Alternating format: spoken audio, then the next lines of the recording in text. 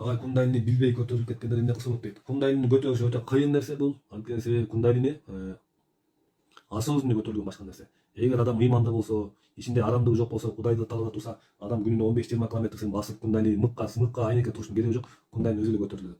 Эң жакшы нерсе могу кундалини көтөрүлгөн намаз деп коет. Намаз да жакшы көтөрүлөт. Остеохондроз жардам берет. Остеохондроз бул духовный болезнь деп айтылат.